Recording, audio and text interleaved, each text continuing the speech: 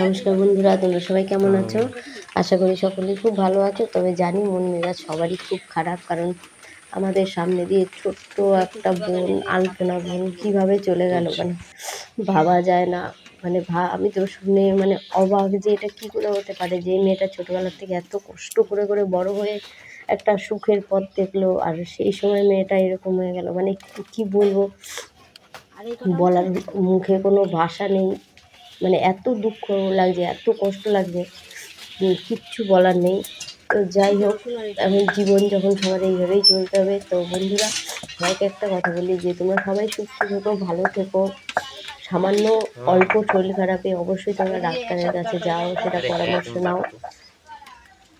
তো দেখো, আজকে আমি রান্না করেছি মানে ডুমুর দিয়ে তরকারি, মাংসের ঝোল। এটা খুবই সাধারণ পদ্ধতিতে, আর গ্রামের লোকরা এটা খুব পছন্দ করে।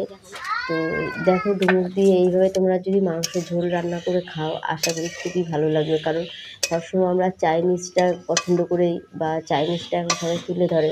তো আমাদের গ্রাম্য যে রান্না, সেই রান্নাগুলোর মধ্যেও কিন্তু অনেক সুস্বাদু খাবার রান্না রয়েছে, ঠিক আছে, যেটাকে হয়তো আজকাল আমরা মানে ভুলেই যাচ্ছি।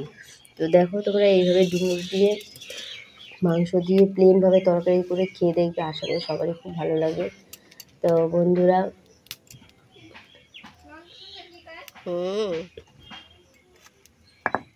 এর মধ্যে আমি দিয়ে দিয়েছি আদা, পেঁয়াজ, রসুন, টমেটো, আর ডুমুরগুলো। সত্যি কথা বলতে ডুমুর তুলতে গেছিলাম অনেক, কিন্তু ওখানে গরু ছিল, গরুর ভয়ে চলে এসেছি, বেশি ডুমুর তুলতে পারিনি, ওই কটাই তুলেছি। তো তোমরা কিন্তু আরও বেশি দিতে পারো, অসুবিধা নেই, অনেক বেশি দিতে পারো। আমি তুলতেই পারিনি, ওই গরুর ধাওয়া খেয়ে বাড়ি পালিয়ে এসেছি।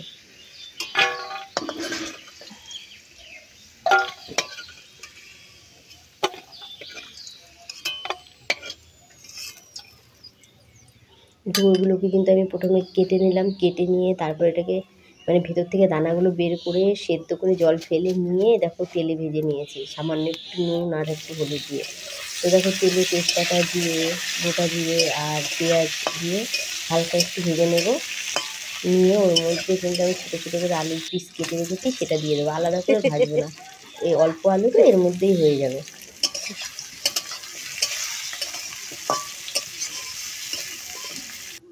আলুটা একটু ভাজা ভাজা হলে দিয়ে দেবো টমেটো।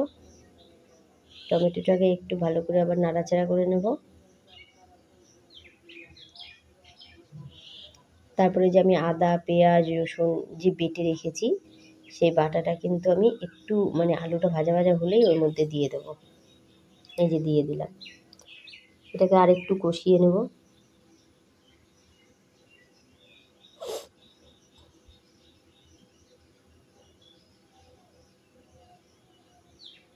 দিয়ে দেবো মাংসটা। তার মধ্যে কিন্তু আমি বন্ধুরা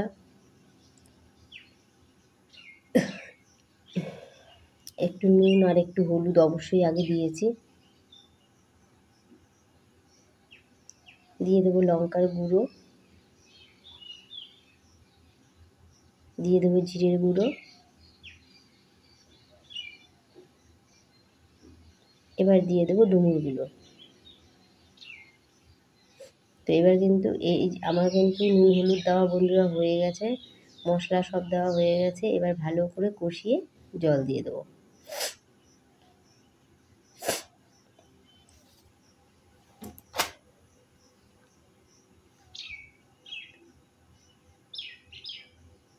তো এই দেখো, জল দিয়ে দিয়েছি। এবার আমি জিরে বাটা, গরম মশলা দিয়ে তরকারিটাকে ফুটিয়ে নামিয়ে ফেলবো। তো বন্ধুরা, আমার ভিডিওগুলি যদি তোমাদের একটু হলেও ভালো লাগে থাকে, অবশ্যই লাইক দিয়ে চ্যানেলটি সাবস্ক্রাইব করে আমার পাশে থাকবে। আর সবাই সুস্থ থেকো, ভালো থেকো। তোমাদের সাথে কিন্তু আমার আগামী ভিডিওতে আবার দেখা হবে।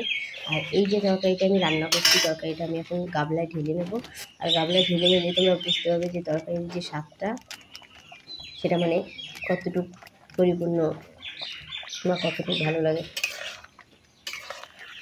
হয়তো আমি খুব একটা ভালো ভিডিও বন্ধুরা দিতে পারি না, তবুও চেষ্টা করছি তোমাদের সামনে আনার, গ্রাম্যভাবে যেগুলো মানে পদ্ধতিতে এই রান্নাগুলো। তো এই দেখো ঝোলটা, আর এই ঝোলটা কিন্তু একদম মানে দারুণ ফার্স্ট ক্লাস ঝোল হয়েছে। আর এই দেখো, আমি তরকারিতে আমার মানে জায়ের মেয়েকে বেরিয়ে দিচ্ছি, ও খুব পছন্দ করে। তো সুস্থ থেকো, ভালো থেকো।